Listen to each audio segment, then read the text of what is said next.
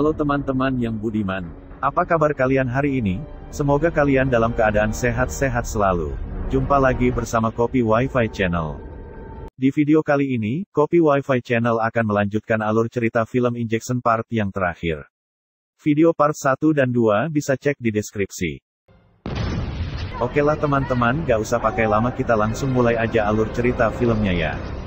Jangan lupa selesai nonton, kalian like, komen yang positif dan subscribe. Terima kasih dan selamat menonton. Check it on.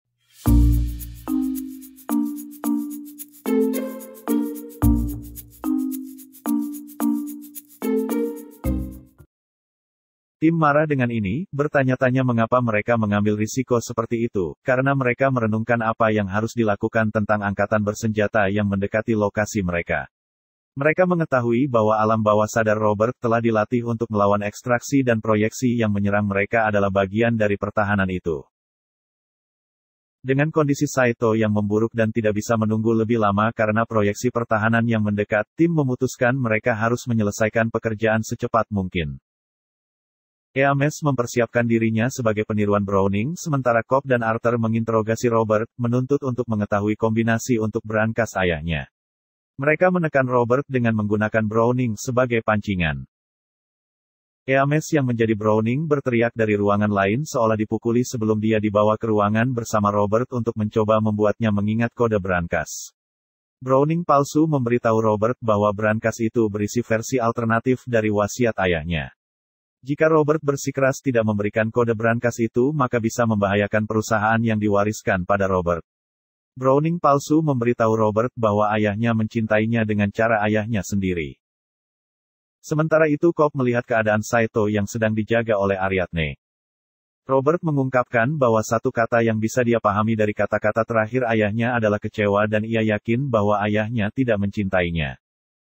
Ariadne menghadapkan Cobb tentang kontrol yang dia miliki atas alam bawah sadarnya sendiri dan Cobb mengaku bahwa dia tidak bisa menjauhkan Mal dari kepalanya. Cobb menceritakan kepada Ariadne bahwa ia dan Mal telah bereksperimen dengan keadaan mimpi dan ingin melihat seberapa jauh mereka bisa masuk ke alam bawah sadar mereka. Dan mereka berakhir dalam limbo bersama, tidak dapat pergi karena waktu yang tersisa di jam PASIV mereka. Mereka menciptakan kembali kehidupan mereka, menghabiskan waktu bertahun-tahun untuk membangun. Setelah sekian lama, mereka mulai merasakan limbo sebagai realitas mereka. Dan setelah sekitar 50 tahun, Cobb dan Mal bunuh diri di rel kereta api untuk membawa mereka kembali ke dunia nyata.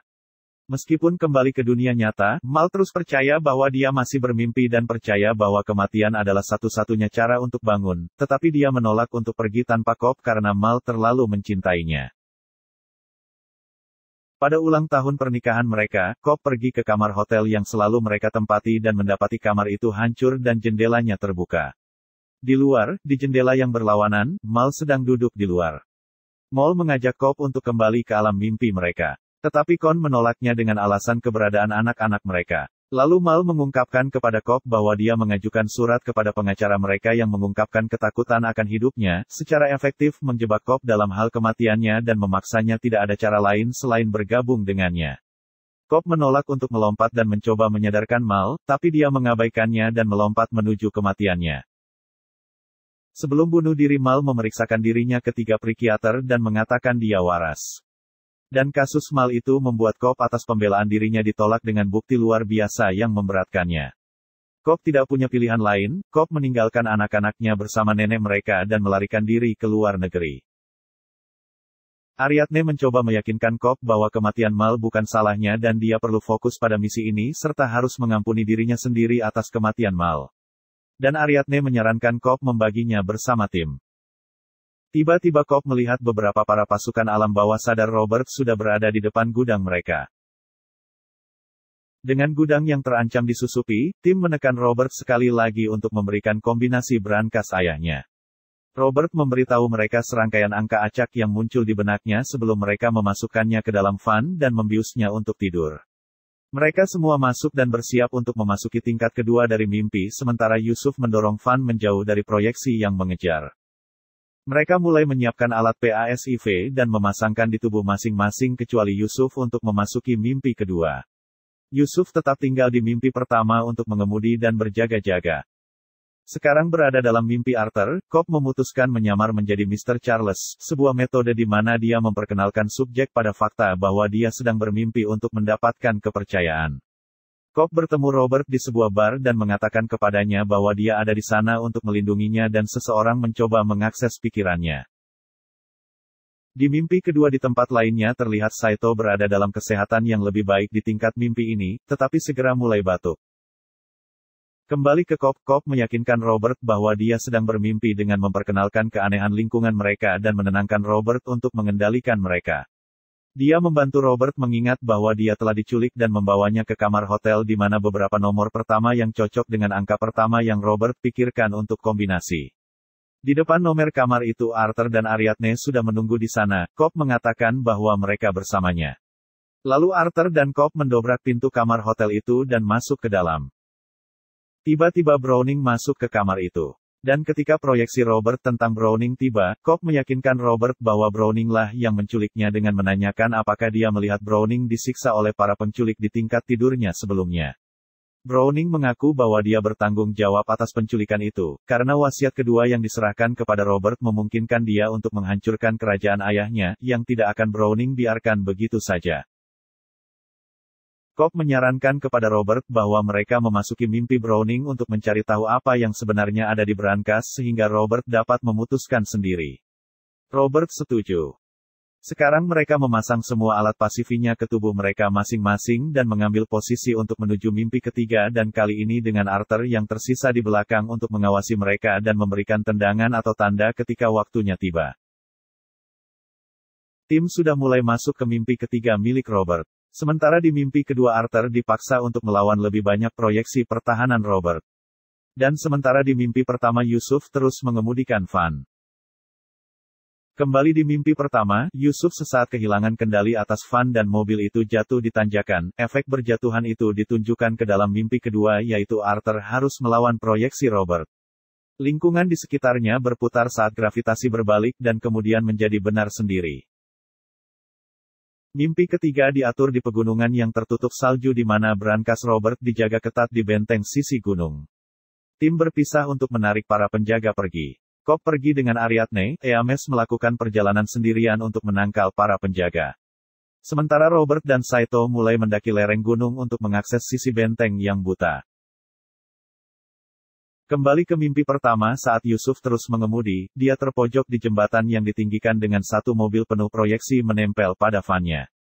Yusuf memainkan musik melalui headphone Arthur untuk memperingatkan dia tentang tendangan masuk sebelum mengemudi mundur dari jembatan. Setelah tumbukan, kekuatan itu mengirim Arthur dalam mimpinya terbang dan, ketika van itu jatuh di udara, ada kehilangan gravitasi dalam mimpi kedua milik Arthur. Dan dampaknya juga dapat terlihat ke dalam mimpi tingkat ketiga milik Robert. Saito dan Robert melihat ke sisi gunung dan dipaksa untuk memotong garis mereka saat longsoran salju menyapu mereka. Cobb menyadari bahwa mereka telah melewatkan tendangan pertama, tetapi mereka masih punya waktu untuk tendangan kedua. Cobb yang berada di mimpi ketiga memperkirakan bahwa Van akan jatuh dari jembatan 10 detik lagi. Sementara mimpi kedua tersisa 3 menit untuk menyinkronkan tendangan dan Arthur berjuang dengan cara untuk melakukan ini tanpa gravitasi. Dan Ariadne memberitahukan bahwa mimpi 3 ini akan berakhir 60 menit lagi. Dengan sedikit waktu tersisa, Cobb menuntut untuk mengetahui apakah ada jalan lain ke dalam benteng dan Ariadne mengalah untuk memberitahunya tentang pintu masuk bawah tanah rahasia yang dapat diakses Robert dan Saito. Cobb menuju ke sana bersama Ariadne. Sementara terlihat kondisi Saito memburuk. Robert dan Saito akhirnya memasuki ruang utama tempat berangkas berada sementara Cobb dan Ariadne menonton dari sudut penembak jitu. Robert terus maju dan meninggalkan Saito untuk sementara waktu. Namun, ketika Robert masuk ke dalam pandangan Cobb, begitu juga ada orang lain. Ternyata itu Mal turun dari langit-langit dan menembak Robert sebelum Cobb sadar dan menembak Mal. Eames diperintahkan ke kamar saat Cobb dan Ariadne bergegas ke lokasi. Dan menemukan Robert mati. Cobb menyebut misi itu gagal, karena satu-satunya tempat lain di mana Robert pergi adalah Limbo. Ariadne, bagaimanapun, meyakinkan Cobb bahwa, jika mereka pergi ke Limbo, mereka akan memiliki cukup waktu untuk menemukan Robert dan membawanya kembali. Eames setuju untuk menggunakan defibrilator untuk membantu jantung Robert untuk membantu sementara Cobb dan Ariadne pergi ke Limbo mencari Robert. Cobb dan Ariadne sudah berada di limbo. Mereka mulai berkeliling dunia yang memburuk yang pernah dia dan Mal bangun. Mereka melihat rumah dan bangunan tua sebelum mereka menemukan tempat di mana Cobb tahu Mal pasti berada. Jika mereka menemukan Mal, mereka akan menemukan Robert karena Mal ingin menggunakan sesuatu yang ingin membawa Cobb kepadanya. Sementara itu, di mimpi level 2, Arthur menyusun rencana unik. Dia menggunakan kabel telepon untuk mengikat tim dan membawa mereka ke dalam lift. Dia melapisi bagian luar mobil dengan bahan peledak, mengatur waktu hingga tendangan dengan tujuan menggunakan kekuatan ledakan untuk menciptakan gravitasi dan memicu tendangan. Di limbo, Cobb dan Ariadne memasuki apartemen tempat Cobb dan Mal pernah tinggal. Dan Mal sudah menunggu mereka. Mal mencoba, sekali lagi, untuk meyakinkan Cobb bahwa tempatnya bersamanya di rumah mereka yang sebenarnya dengan anak-anak mereka, tetapi Cobb mengungkapkan kebenaran yang mengerikan, alasan mengapa Mal percaya bahwa mimpinya nyata.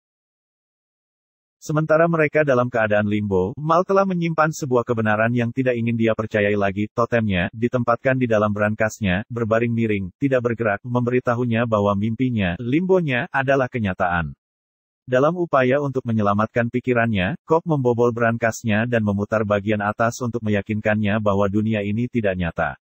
Namun, dia tidak tahu bahwa, begitu mereka benar-benar bangun, dia akan terus percaya itu. Beginilah cara dia tahu bahwa permulaan akan berhasil karena dia melakukannya di Mal terlebih dahulu dan rasa bersalahnya atas kematiannya selanjutnya telah mengganggunya sejak saat itu. Dia mengatakan kepada Mal bahwa dia akan tinggal bersamanya dalam limbo jika dia mengatakan kepadanya di mana Robert berada dan Mal mengungkapkan bahwa Robert ada di teras. Ariadne menemukan Robert di teras. Ariadne berimprovisasi dengan menembak Mal dan mendorong Robert jatuh ke bawah gedung. Robert hidup kembali dalam mimpi level 3 dengan bantuan Eames dan membuka brankasnya sendiri, menemukan dalam gambar ayahnya yang terbaring di tempat tidur menggumamkan kata terakhirnya. Robert mengakui bahwa ayahnya kecewa karena dia tidak bisa menjadi dirinya, tetapi Maurice berkata, tidak. Aku kecewa kamu mencoba. Maurice kemudian menunjuk ke sebuah lemari tempat Robert menemukan surat wasiat itu. Dan kipas kertas yang dibuat ayahnya untuknya sewaktu kecil. Dengan berlinang air mata, Robert mendongak untuk melihat ayahnya telah meninggal. Di mimpi ke-1 mobil van itu terus turun menabrak air. Di mimpi kedua, Arthur menabrak detonator dan bahan peledak memaksa lift turun, menciptakan gravitasi buatan pada tim. Di mimpi ketiga, serangkaian ledakan yang dibuat oleh Eames mengguncang benteng, meruntuhkan lantai utama. Dalam limbo, sinkronisasi tendangan menarik Ariadne dan dia meminta Cobb untuk bergabung dengannya. Cobb mengatakan bahwa dia akan tinggal di limbo, tetapi tidak dengan Mal. Cobb harus menemukan Saito yang berada di limbo juga. Dan Cobb berjanji untuk kembali. Lalu Ariadne melompat dari sisi gedung. Semua sudah kembali ke mimpi 1 kecuali Cobb dan Saito. Di dalam van, Robert bangun dan melarikan diri dari van yang terendam dengan membawa Browning palsu. Robert dan Browning palsu berhasil mencapai pantai. Sementara Arthur dan Ariadne berbagi tangki oksigen dengan Yusuf, sebelum mereka melarikan diri dari van, meninggalkan tubuh Cobb dan Saito.